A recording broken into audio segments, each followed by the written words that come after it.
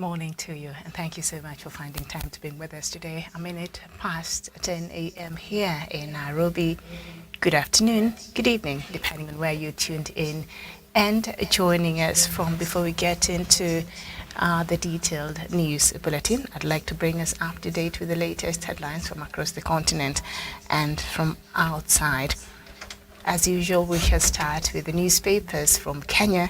The Standard newspaper: on tax pain, you are on your own. Opposition coalition opposes the proposed new tax measures and makes an admission the finance bill may pass in parliament because of government's overwhelming majority. And with Azimio not providing alternative measures to rein in government appetite for extra money, Wananchi has been left out on their own. That story is on page 4. Azimio gives 2-day deadline of bipartisan talks. Apologies for that. That story is on page 7. Ruto takes green agenda to the world. 6 bank CEOs makes 868 million Kenya shillings in annual pay. Police seek to link Pastor Ezekiel to money laundering. Okay.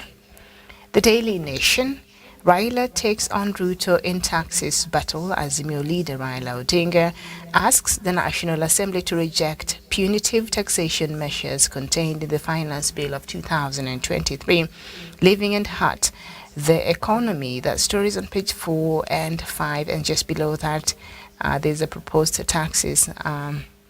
The Daily Nation has outlined down there. Missing body parts charge as Pastor Ezekiel's 20 bank accounts frozen. 20 bank accounts. Okay, that's interesting. Varsity and TVET courses portal opens next week. And the Star newspaper: you failed hustlers, Raila to Ruto in tax row. Odinga says proposed tax law a punishment and will betray the poor masses. The story is on page 4 and 5. Prison reforms: CS Kindiki promises to end sharing of beds. Okay. And I think the main pictorial there is they're preparing a meal in one of the prisons, and why CDF will no longer fund village roads, sporting events. A new law wants state officers to step aside if charged with graft. I think that is a step towards the right direction, but until that is passed in Parliament, we can't count on it. Okay. The Business Daily: Ruto arms KRA despite friendly taxation pledge. And NSE sinks to 10-year low as bank profits, dividends rise. And the People Daily: Ruto's tax plan a big burden. Azimio leader and union bosses reject. Kenya Kwanza proposals warn they will make workers poorer. Kenyans have 3 weeks to give their views before Treasury CS tables finance bill in the House. The story is on page 4 and 5.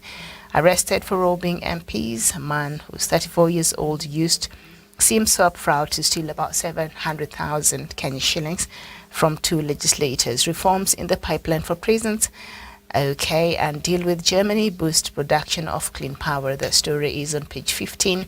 And universities have until today to reveal cost of their courses. Okay. Taifa Leo, the leading newspaper in Kiswahili in Kenya: walipa uhuru kwa mateke. All right, there you go. DCI afichua baadhi ya miili ilikosa viungo. Okay, I'll not go further than that, but that is what we have there on the front page of that newspaper. The Daily Monitor from Uganda: Angola, clan demands pay from Sabiti family. The Tororo family has already poured cold water on the compensation claim, saying PTO Wilson Sabiti was on state duty when he committed the crime and therefore did not shoot his boss Charles Angola on behalf of the clan. Remember I think the minister that was shot last week by his bodyguard. So the family of this minister wants the family of the officer that shot him. He shot the minister, then shot himself thereafter, I think. He wants, the family wants this family to pay them, I guess.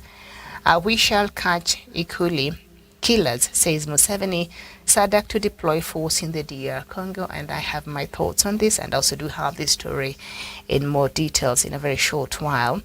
The Newsday from Zimbabwe: Mwanzora bid to stop 2023 polls. Stop The Herald as well from Zimbabwe, vote in defense of independence, and ZESA dedicates 120 megawatts for winter wheat farming. Okay, and police bust mineral smuggling gang, 17 nabbed, 3,700 tons of lithium are recovered. Okay.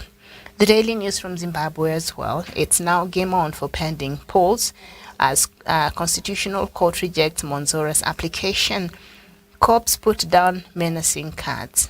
All right. The Daily News, this is from Tanzania. Results-oriented budget. SADC stands firm. That's what we have there, the East African edition, I suppose. The Citizen also from Tanzania, where 200 billion Tanzania shillings additional agriculture funding will go. They've broken down there. And then Cement Farm speaks out on deregistration merger row. And NEMC shuts 90 bars over excessive noise. I guess that is the name for this for Tanzania. The Punch from Nigeria, Tribunal. Tinubu Atiku Obi's legal battle commences. PDP's APM's petitions pre-hearing hold today. Labour Party Obi's case on Wednesday. Tribunal wants lawyers, says those who deserve justice will get it. Osinbajo presents discharge certificate of Transcorp power. Adekele Oyetola hopeful as Supreme Court delivers judgment today. Bandits kidnap 40 Kaduna worshippers, 9 emirs' children. And then federal government plans rescue of Nigerian domestic workers in Iraq. Okay, that's a lot. The Daily Trust from Nigeria as well. Tribunal to lawyers, parties. We must consider Nigeria's peace. Here's Atiku's petition today. Obi's tomorrow. That is Atiku Abubakar's case, dismissed. Okay. Lalong barred from representing Tinubu. Very well. The Nation as well from Nigeria. APC picks Akpabio Abbas as Senate President Speaker. All right, so let's move along to the U.S. The Guardian U.S. edition. Texas small shooting victims include grade school sisters and young engineer. The Washington Post. Urgency in debt ceiling meeting. Texas small gunman posted on race wars. And at 17, she was sold for sex and jailed as a trafficker. Texas could hit brakes on state's clean energy boom. And 3 Pulitzer Prizes honor Washington Post work. The New York Times. Norway blazes trail on electric vehicle future. Insurers add primary care to portfolios. Immigration places Biden on tightrope, and right-wing push for voting limits avoids spotlight. Okay, the U.S. today. Attack on Texas mall marks 22nd mass killing this year. 8 shot dead as 3 others cling to life. Slain gunmen identified. All right. And ritual glamour protests combined at coronation. And then what do we have from the UK?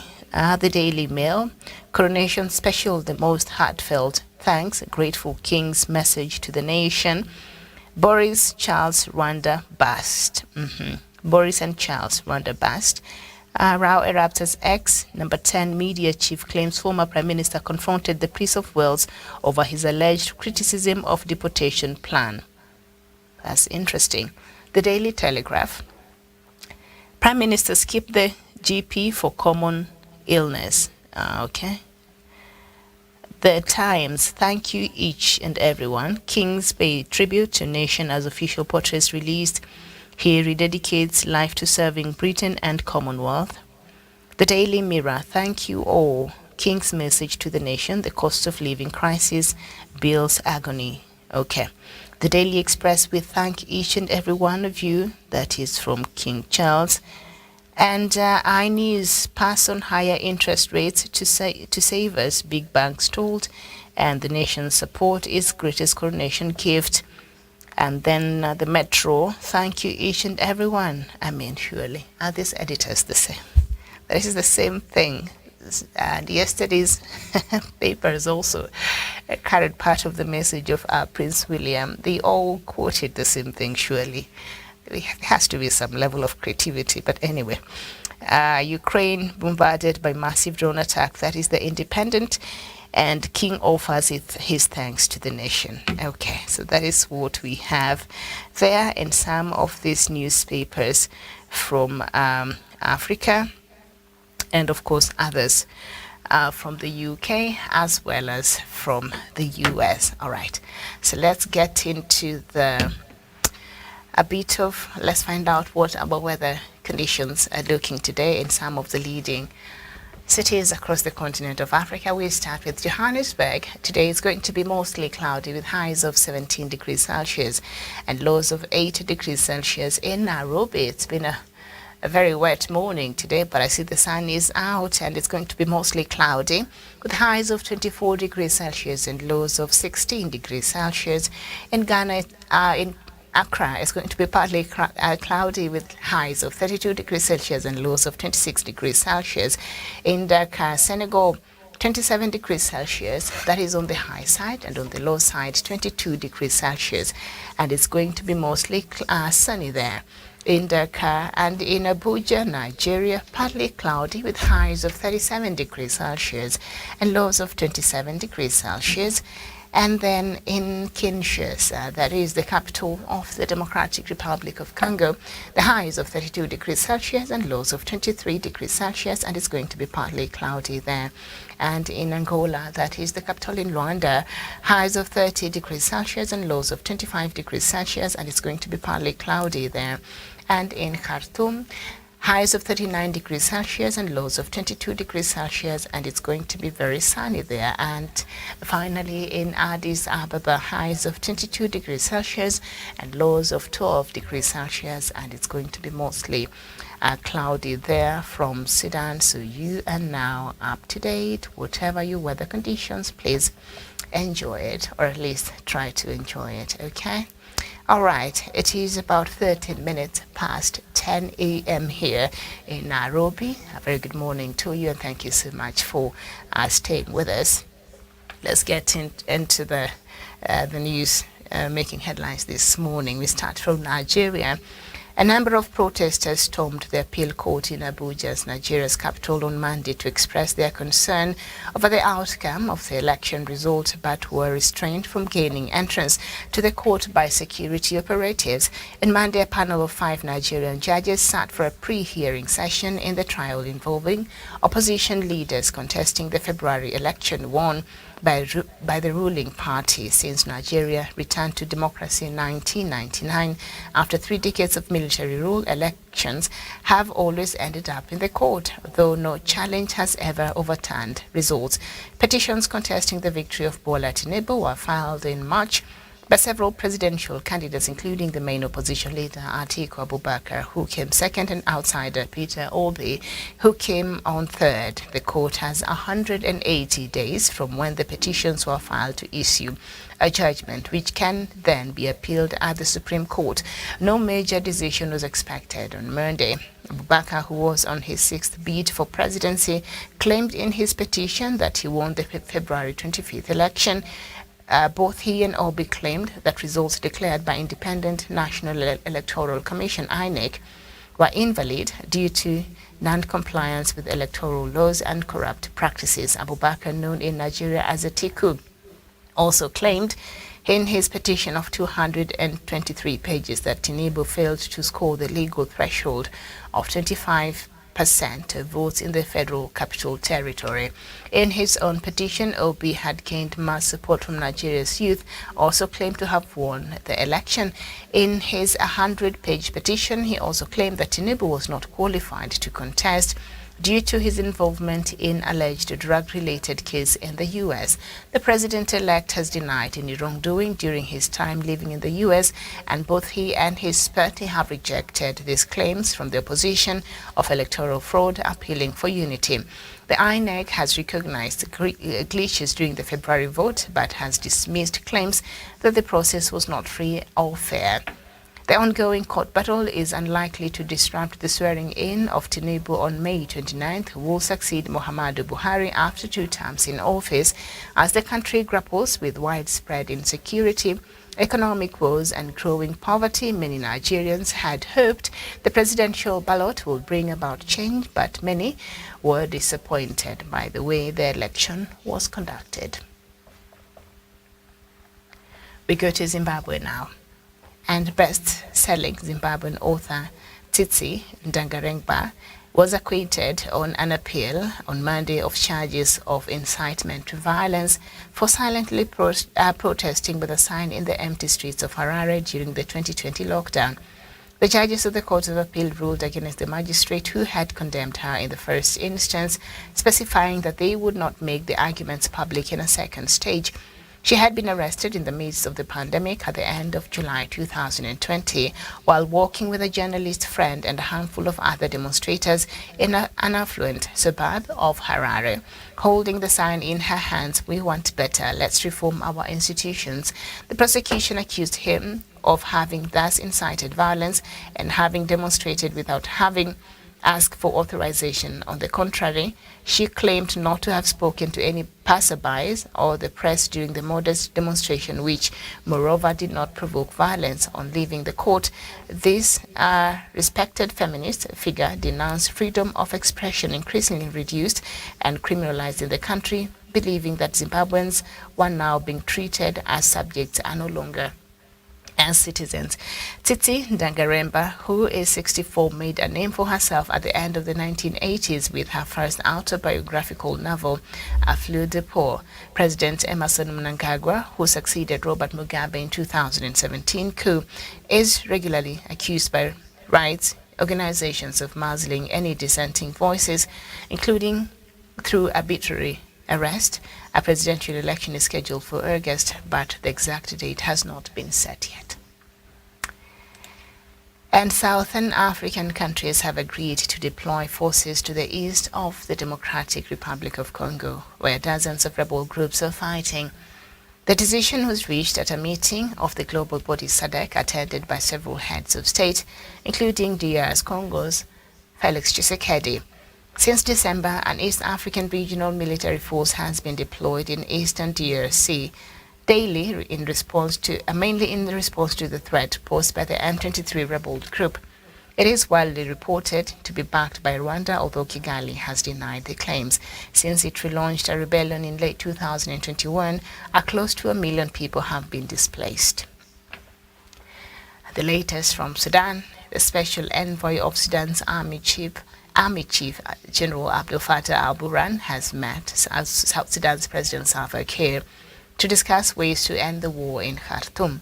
President Kiir was chosen by the regional bloc eager to spearhead mediation efforts to end the fighting between Sudan's army and the paramilitary Rapid Support Forces (RSF. But the decision of the warring parties to attend ceasefire talks in Saudi Arabia has fueled speculation that the regional mediation effort has been ignored. At a press conference in South Sudan's capital, Juba, Dafala Al-Haj Ali tried to address the concern, saying he wanted to say high and loud that IGAD was not being sidelined. Mr. Kiir stressed the importance of the conflict ending and said that no country should take advantage of it and weaken Sudan. We go to South Africa, and the government says it will launch an urgent appeal against a court ruling that hospitals, schools and police stations be exempt from power cuts or that they be provided with alternative sources of energy like generators. The decision was taken to avoid undue risk to the national grid at a time when the government was trying to end load shedding. Minister of Public Enterprises Pravin Gordhan said in a statement on Twitter, South Africa has been hit with power cuts lasting up to 10 hours, seriously disrupting the day-to-day lives of people and having a damaging effect on public services and businesses. Following legal action brought by trade unions and opposition parties, a high court ordered the government last week to take all reasonable steps within 60 days to ensure that hospitals, schools and police stations are not affected by the power cuts. Analysts said the ruling would have huge financial cost for the government and would find it difficult to implement. And on another story that is not really from Africa, but I think it is important on the Arab League, since we have, I think, 9 members, if I'm not wrong, from this continent who are members of the Arab League, and we've seen some of the decisions that are made there, how they affect some activities here in the continent. And we've also had the Arab League being very vocal about certain situations across the continent of Africa. And that's why I think it is somewhat relevant to the continent. And after an absence that lasted more than a decade, the Arab League has voted unanimously to readmit Syria into the organization. The decision was announced on Sunday during an emergency Arab League meeting held in Cairo, the United Arab Emirates, which re-established ties with Syria in late 2018, has been leading the recent efforts to reintegrate Damascus into the Arab fold. Following the announcement, Syria's foreign ministry stressed the importance of Arab cooperation. In the streets of the capital Damascus, the decision to readmit Syria into the Arab League was met with joy by local residents. The Arab League suspended Damascus in November 2011 over its crackdown on peaceful protests, which began earlier that year, in which spiraled into a conflict that has killed more than 500,000 people, displaced millions, and battered the country's infrastructure and industry. So you are now up to date. Okay, so I think there's a time let me just go touch on this story very quickly before we jump into some other stories up there that I think are quite interesting, and I'd like for us to have a bit of a conversation about. Now, I was talking to you about that peace deal that was brokered by China between Saudi Arabia and Syria, and this happened around maybe February, is it? I think February, yeah.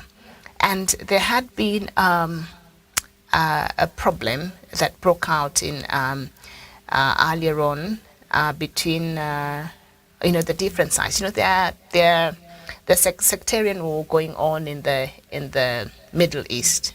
The Shia Muslims and the other side, and all these things, and so they normally take sides. And a lot of these chaos are spearheaded by the stronger countries in the Middle East that force these other countries to also take sides with them and all that. So they did cut ties, and Syria was removed from the Arab League in 2018. Not in 2018.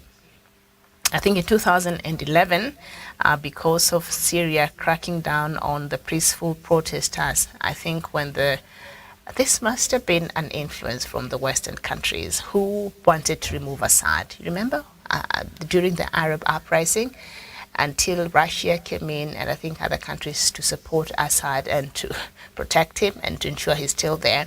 Well, Assad hasn't left yet. So what was the point of having removed Syria from the Arab League for all these years?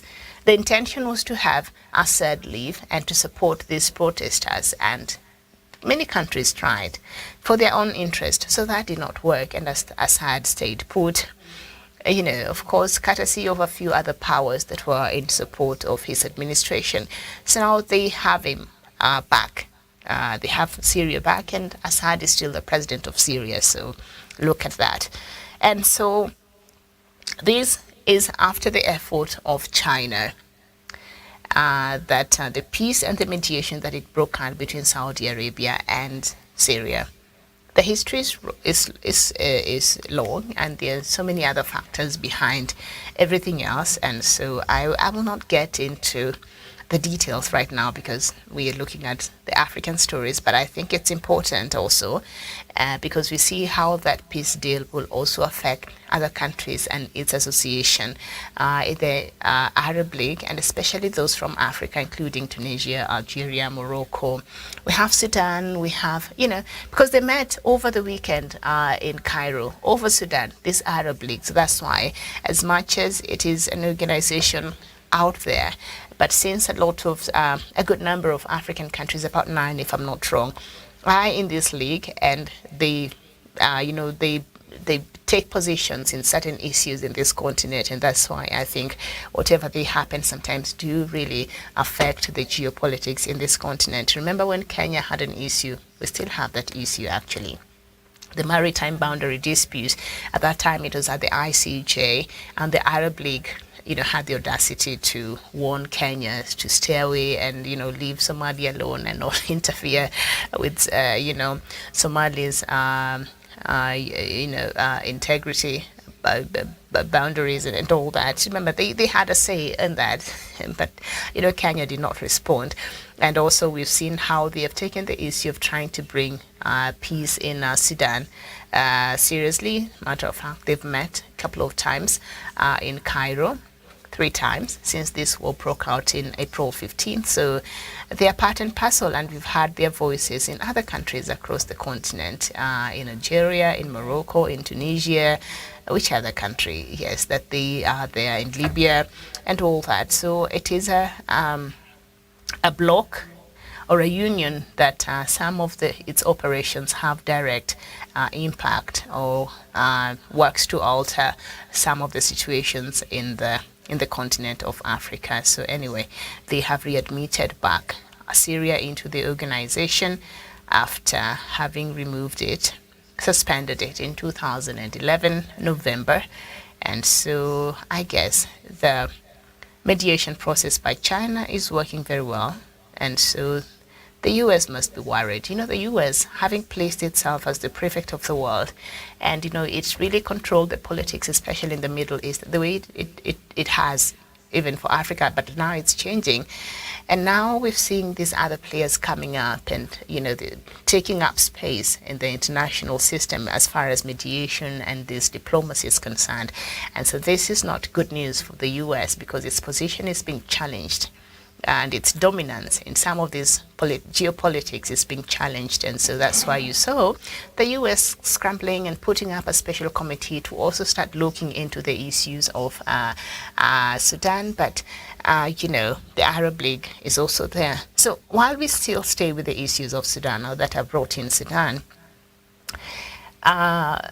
Sudan's army chiefs their representatives did hold talks with President Salva Kiir, who is the leader of the mediation process by IGAD. And at a press conference, one of the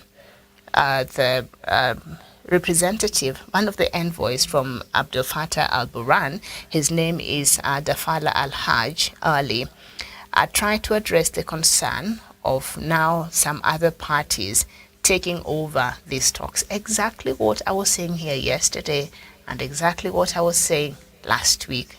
If I could just recap quickly what I was saying yesterday, in support of the position that Eritrea's President Isaias Afwerki, and this is a person I hardly agree on any kinds of policies or decisions that he makes in and around Africa or the international world system, but he did say that this mediation process on Sudan should be left for IGAD and to a large extent African Union, which I fully support.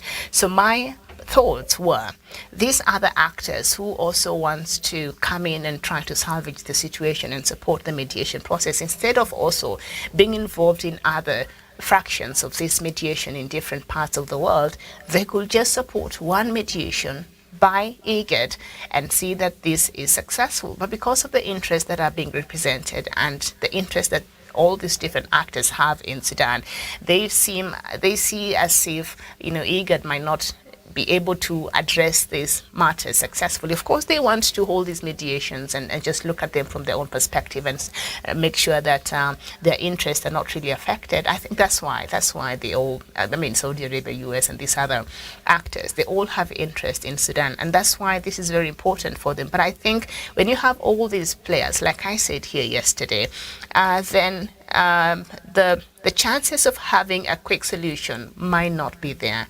All these players and all these actors might bring a lot of confusion, and we might see some other proxy war playing within this conflict. And this will just prolong the war. History has taught us that, and just recent experience with Ethiopia has taught us that. So this process should have been left to IGAD. I still stand with that position. And what now this representative of General Fattah al-Burhan is saying after he met with the President Salva Kiir yesterday, he tried to address that because there were concerns, and I raised that concern, and I guess others also raised that concern, because I was wondering, where is IGAD? Why is IGAD not seeming to be moving forward after it announced the three heads of state from Sudan, President Salva Kiir; from Kenya, President Ruto; and from Djibouti were supposed to spearhead this mediation process. After that, we've not heard anything much. The last we heard is they was trying to figure out a venue. Initially, we thought it was going to be in Juba, and then I don't know what happened. So they're still working to figure that out. So I felt they're taking too much time and too long. So yesterday, I raised some concerns. There could be a possibility that the delay maybe is being caused by these other also factors and these other players who also want to take over this mediation process and have it done in Saudi Arabia. It's happening in Saudi Arabia, and the Saudi Arabia mediation process is being supported by the US, okay? And also we did have over the weekend the Arab League in Cairo. So there's interest, because when you look at these actors, you have to look at the interest. Nobody will take their time, their country, and try to insist on being part of a process if their interest was not at stake. Okay? It is in the best interest of Egypt that Sudan is peaceful because of the issues that it has had. And Egypt is not, first of all, Egypt is not supportive from what you've seen. I don't think Egypt is supportive of Sudan having, first of all, a civilian government. So it is in their best interest that they come in and have these generals working together. Okay? And have these generals working together because they need Sudan's support. One, when it comes to the Great Renaissance Dam and the one that is giving it headache in Ethiopia, the Great Ethiopian Renaissance Dam. Remember that?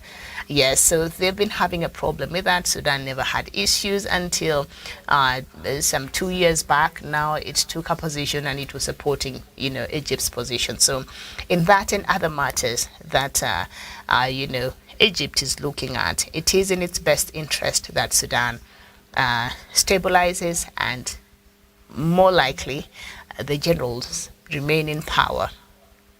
Okay, the generals remain in power because they do support each other in other areas, and we know the Rapid Support Forces, aka Janjaweed. I know they were baptized to a new name, but they're still the same outfit, and their actions are still the same. Okay, and these have been mercenaries for hire, fighting wars in Syria, Yemen, and Libya and other places. So that has also been a source of income for the RSF, for Hemedi and his and his group back there, and possibly also the army in Sudan. So there's a lot of politics in there and a lot of interest being represented. For any country that you see showing a lot of interest in wanting to be involved in this mediation process, it has nothing so much to do with let's have the people of Sudan be safe, let's have a quick mediation process to stabilize this country. It is so much to do with, okay, our interests are being threatened, so what can we do to ensure that these warring factions are able to get a grip so that, our interests are not threatened. So that is why you're seeing all of this interest playing out in Sudan. So he said this represents Special Envoy from Sudan's Army, General Abdel Fattah al-Burhan. His name is Dafala Al-Haj Ali. And he tried to address the concern, saying he wanted to say very high and loud and for the world to hear that IGAD was not being sidelined. Come on now. But that is what we've been saying.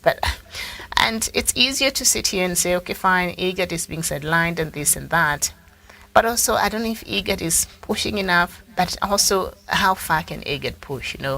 IGAD also have to respect the Sudanese leadership. So as much as it does have a responsibility to mediate, and it was given it has taken on this responsibility, there also has to be a commitment and also a show of interest from the parties that they're supposed to mediate over. And if these parties have not even cared to show up on the table, then what can IGAD do really? So that is just on one hand. And on the other hand, are they doing enough to put some pressure and to try and take over this mediation process?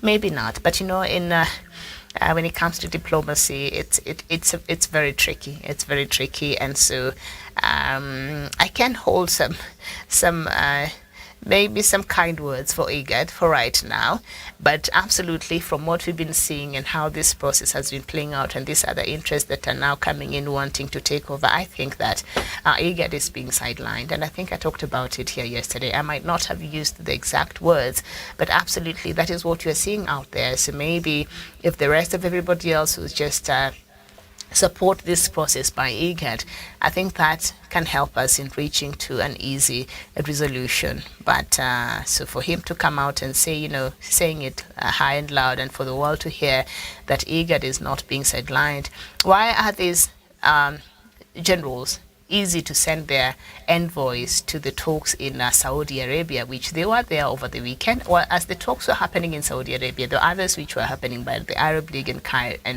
in Cairo, in Egypt, led by Abdel Fattah al-Sisi. Is it Abdel Fattah I think that is the president of Egypt. So we're talking about the same thing, and then I don't know what was happening for IGAD. They're just writing letters and maybe tweeting. I don't know, but you can tell the two, this other teams are trying to really push on with this mediation process. So maybe IGAD is feeling we can't really try to wrestle with these people. If anything, we don't even have the resources that we even need for this mediation. I don't know, but obviously you can tell that IGAD is not the one leading this mediation, and these other foreign actors have taken over. And I think that should be a concern. That should be a concern. When you have that level of, I do understand this conflict has taken on an international aspect, but even with that, there's something we call internationalization of a conflict in international relations. So that is what has happened with this Sudan conflict, because as much as it is a Sudan issue, but there are a lot of interest, like I have mentioned, that is represented here, and what is happening there has affected so many other countries. We saw a lot of countries getting out their citizens from Sudan and all that. So it has affected, it has become an international problem now. And on one hand, I would understand why these other foreign actors feel the need to come in and be involved, but still, I still insist, let us support that process that is being spearheaded by IGAD. So that person was meeting with President Salva Kiir in Juba yesterday in South Sudan, and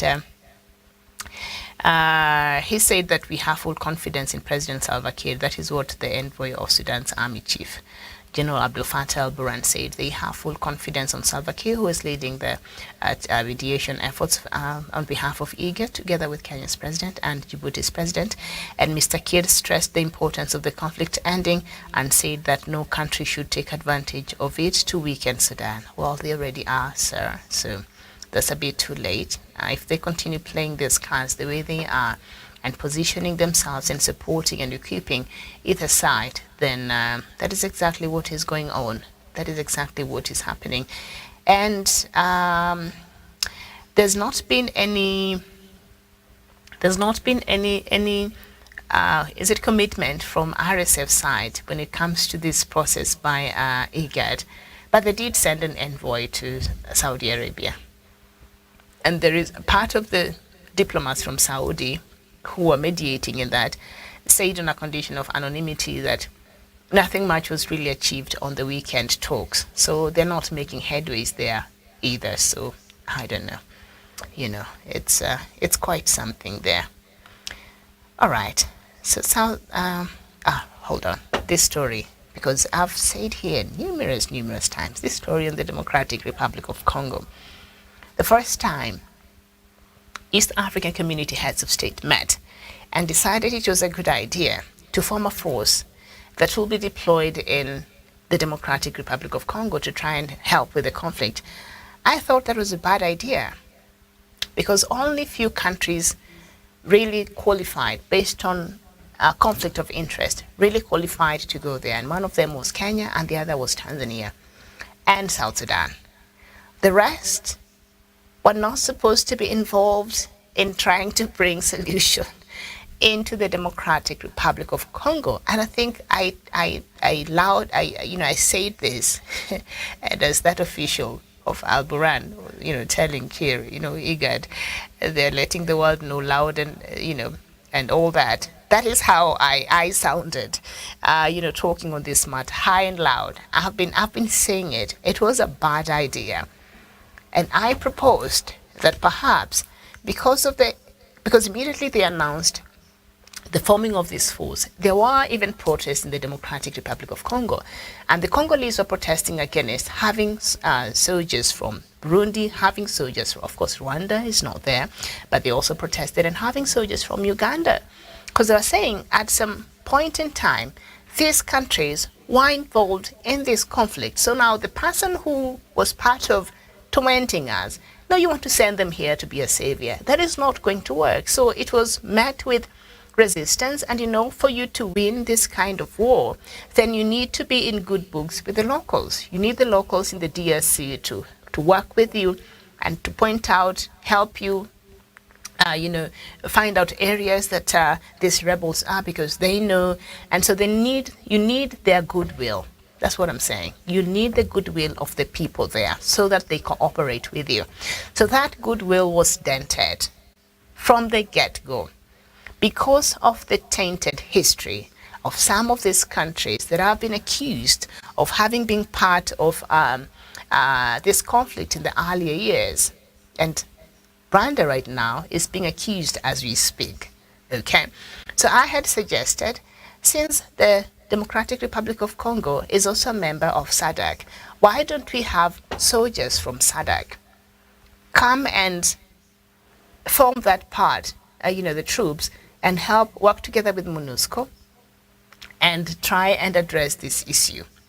Okay? Now, it took them over a year, or nearly a year, for them to see that this is something that should have been done from the get-go. So now the Southern African countries, that is from SADC, have agreed to deploy forces to the east of the Democratic Republic of Congo, where dozens of rebel groups are fighting. The decision was reached at a meeting of the regional body SADC, attended by several heads of state, including DRC's President Felix Tshisekedi. I think this is a good idea. But the problem I have also with this now, because there has been some disconnect between the EAC RF forces, this East African Community, force, okay? With their mandate, there has been a misunderstanding about their mandate and how they understand it, and the commission that they were given by their heads of state, and what President Felix Tshisekedi had, thought perhaps they would come to do in the DRC. And so there has been a misunderstanding over the mandate of this force. President Felix Tshisekedi wanted the East African Community Force to take on M23 head-on and to engage in a combat fight and to target only M23. And the East African Community Forces said, no, if we have to, first of all, fight these rebels, engage in a combat fight, then one, we have to be granted permission by our heads of state who sent us here. And two, if we were, we are targeting rebels, then we have to target all rebels, not only the M23, but also the FDLR and other rebels. We have to target all of them together. We can't be selective.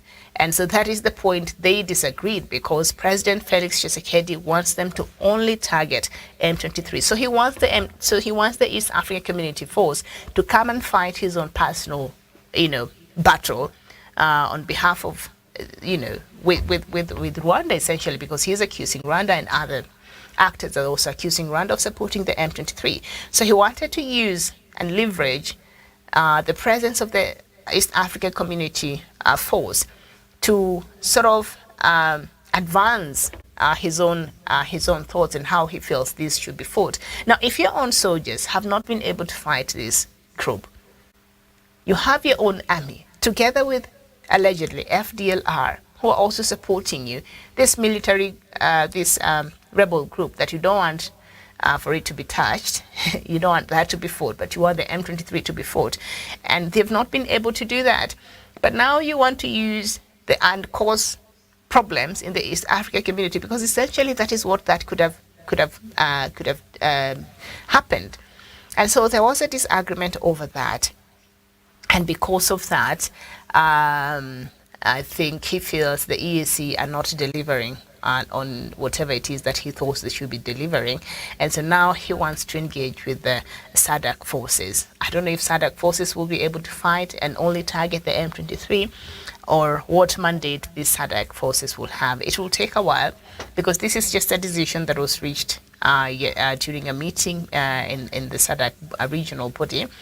And so it will take a while before they deploy, but I think I'd want to get into the details and see what will be the mandate of the SADC forces as they head on to the Democratic Republic of Congo and try to bring some, I don't know, what will be brought there now. Because remember, on top of all these soldiers that we are sending and all these monies that we're using to fund this mission, we already have a United Nations mission, MONUSCO, in the Democratic Republic of Congo, with a manpower of 18,000 plus staff, 16,000 of them being soldiers, combat, boots on the ground, and the other 2,000 plus, they're helping, they're the drivers, the cooks, the doctors, and all that, the supportive staff. So with this 16,000 combat and boots on the ground, they have not been able to bring some level of peace and security. That normally, when I think about it and you start counting in your head how many, what 16,000 looks like, 16,000 people looks like, you wonder how deadly are these rebels? What is the mandate of this mission? I know one of them is to protect the lives, but we still see the Congolese being uprooted from their homes, being killed. So what are they doing? And why do we need to add more soldiers there? Should the mandate be different, or what is going to happen? Okay, so I'm waiting. And then on top of that, I think 2 weeks ago, the person who was leading, is it brigadier? I don't know if it's brigadier. I don't know the exact rank. I don't want to say, to use the wrong rank, but Nyaga, I think General Nyaga from Kenya, he's the one who's leading this, the East African force. He resigned and flew back to Kenya because he said, allegedly, his life was in danger. And he had become a target by the local Congolese who they feel that he's working in support of M23 or something like that, because that is what President Felix Tshisekedi, I think when he was pointing at him a couple of months ago, I think he pointed at him, and President Trudeau was, they had a meeting, was it in Burundi, and he said, you guys stop helping M23. So by President Felix Tshisekedi having used these words, I think jeopardized even the lives of these soldiers. And by President Felix Tshisekedi saying this, he alluded to the fact that the East Africa Community Forces were not willing to fight, physically engage in a combat fight with the M23.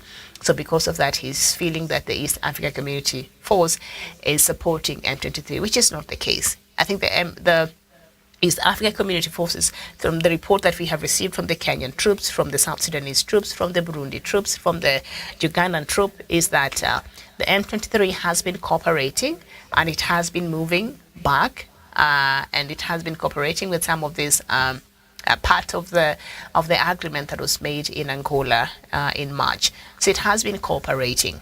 Was it in March or in February? But the DRC army and the government has a different version. It's like they're trying to force their own ideas and ways and how they want this force to run its affairs. Now, if you're too good about strategy and you can do all these things, then you don't even need the force there in the DRC, surely. You can just leave you to sort out this mess by yourself. But you can agree that the strategy you have been using, President Felix Tshisekedi, is not working. Sometimes diplomacy can really help in solving, engaging, and dialogue, So the fact that these soldiers were able to engage with the M23, and M23, there's an instance, especially the area that Ugandan soldiers were. The Ugandan soldiers say the M23 asked them to give them 2 days because they had to walk back on foot to where they were going to go. I don't know where they were going to go. We need to find out. But they asked for 2 days for them to be able to retreat to as far as they could, to move from the area that they were. And the Ugandan soldiers said that is exactly what M23 rebels did. So they are cooperating, but that is the version we're getting. And 4 countries cannot be wrong. 4 countries cannot be giving the similar version, different, and they're all stationed in different areas. It's not like they're sitting together and they're agreeing this is what we're going to say. They're all stationed in different areas and they're all saying the same thing. So they cannot be wrong. So why is it that the DRC's government is insisting on a certain position? And in that regard, it is putting the position that it is taking, it seems makes it look like the East Africa Community Forces are not working to support the government, but instead are making lenient to the M23, which is not the case. Which is not the case. Okay? It is not the case, and that has gone ahead to even put the lives of these soldiers at a risk, which I think is very unfair. When all these countries that agreed to contribute the men and women to come there and help you, they're just doing it out of goodwill. They don't have to do that.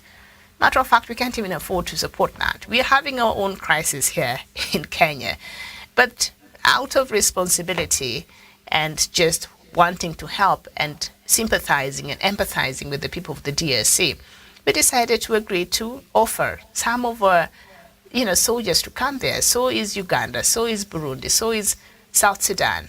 In fact, South Sudan, which even needs more of its soldiers, more than, the DRC. And it is out of goodwill and support. So if the government cannot show that same goodwill, and instead now it has decided to go to SADC, let me tell you, we'll start seeing disagreement between these countries, these blocks. And I think I'll want to know the mandate of these SADC soldiers. I'll be looking to see what is the mandate when they show up in the DRC. It will take a while, to arrange and for member states to form a force and to send their forces there. Those are processes that just don't happen. And so, all right, okay. So I still have about 8 minutes or 9. So let me touch on this story from Nigeria. So yesterday there was some protest, or rather some protesters stormed the appeal court in Abuja, Nigeria's capital, to express their concern about the outcome of the election results, but were restrained from gaining entrance to the court by security operatives on Monday. A panel of 5 Nigerian judges sat for a pre-hearing. It's when they're starting this pre-hearing after the appeals were filed how many weeks ago. This Nigerian judicial system is interesting, but they're operating within the constitution, so the judges are not doing anything bad. So on Monday, these 5 judges, and so since Nigeria returned to democracy in 1999, after 3 decades of military rule, elections have always ended up in the court. So this is not the first time. And the petitions contesting the victory of Bola Tinubu were filed in March by several presidential candidates, including the main opposition leader, Atiku Abubakar, who came second, and outsider Peter Obi, who came third. So these, I think about 4 people were challenging the outcome of the elections that happened in February, the results of that. And there's a detailed petition for Atiku that was about 223 pages. That one was Obi, that was about a 100-page petition. And so they're challenging the win of Bola Tinubu as the president-elect. But what really strikes me is how the constitution of Nigeria is. Even with this petition in court, Bola Tinubu's, swearing-in ceremony, inauguration ceremony, preparations are underway. And it's meant to happen in this month, I think on the 29th of this month. And so regardless of what is going on in the court, he's going to be sworn in. I don't know, because for hours, I think from experience, we had to change the constitution. And so the president-elect cannot be sworn in until, if there's any case in court challenging his win, has been heard and determined. That is the only way that one can be sworn in. So what if the court decides to nullify Tinubu's win? Then that will be a situation like what happened in Malawi. Remember, President Peter Mutharika, the country went for an election, was it in 2000? 2019, okay, around May. So he was elected, and then his win was challenged by the current president. What is his name? Malawi's president, Chilem. What is his name? I've forgotten his name. Hold on. So after Lazarus Chakwera. So Lazarus Chakwera, who was the leading opposition leader, and another one, and number 3 came together, and so they challenged Peter Mutharika's win at that time. Okay, Peter Mutharika was defending his seat. He had already served for another term, so he was going for a second term. So they challenged his win after the elections were declared in 2019. And because that constitution is like this one of Nigeria, the hearing they tried. There were a lot of circus around it, postponement and all that. But finally, the ruling was delivered. Remember, the elections were done in, I think, May of 2019. The ruling was delivered in February of 2020. And guess what? They nullified the win of Peter Mutharika. And so Malawi had to go to another election within a certain period of time, where now President Lazarus Chakwera was elected. Can you imagine this president served for nearly a year, illegally in office, earning a salary and enjoying all these perks, while it could have been easier for them to put in the constitution a certain reasonable amount of time, like what we have here in Kenya, to avoid all these circus. And now Peter Mutharika had to vacate office. It was very embarrassing and humiliating. And I think these are some of the legal quagmires that certain constitutions in this continent, present. It's not. I don't know. I don't know how it is legally sound that you will have somebody go to be sworn in. Of course, that is what the Constitution says, so it has to be followed. To be sworn in, and yet there is an active case in the courts challenging his win. So what if the court decides to overturn that win? I don't know how long the Constitution allows for this case to go for. I don't know if there's a time limit as far as how long this case. First of all, this appeal was filed in March. Why are they having a pre-hearing early May? Really? I thought this is something that should have been treated with a lot of urgency, even for millions of Nigerians who were supporting these other candidates and all, who needs a closure, and even for those who are supporting Bola Tinubu, who wants to be assured that their candidate has been cleared and is now the president-elect, for him to go on and being sworn in. I think these are types of constitutions that requires to relook at, because this one day will plunge Nigeria into a lot of chaos. Malawians were able to get over it. It is a peaceful country, and they were able to move on, and that was that. But in some of the democracies, and we know how these democracies are shaky in this continent, it might create a problem. You might see a situation like what we saw happen in Cote d'Ivoire when President Ouattara refused to leave office. Not Ouattara, Gbagbo refused to leave office but that was different, after he was defeated. So if Bola Tinubu has enjoyed staying in Aso Rock, that is the state house, for quite a while, and now a ruling comes on months later telling him, no, you need to vacate because based on the evidence and the strong case that was presented, which I really don't think is strong, because I went through some of the initial petition. The petitioners, I don't know, unless a miracle happens in those in the court. But the petition was not really, really strong. Or maybe I'll go look for this the longer version of this petition and just go through it. But should the court find any grounds to nullify this election, then Bola Tinubu will be forced to vacate Aso Rock after having just tried to be comfortable and to familiarize himself. Yeah, so I think Nigerians need to relook for prosperity and to ensure proper safeguards around democracy and all that, and in the interest of I don't know, just I think clear conscience and peaceful transition. I think they need to relook this part of their constitution around electoral laws, because this might plunge a country into chaos. Okay? All right. I want to thank you so much for your time this morning. Hopefully, we can meet here again later at 3 p.m. East African time with more conversations and news from across the continent of Africa. My name is Miriam Ogoto. Enjoy your day. Thank you for watching. Bye-bye.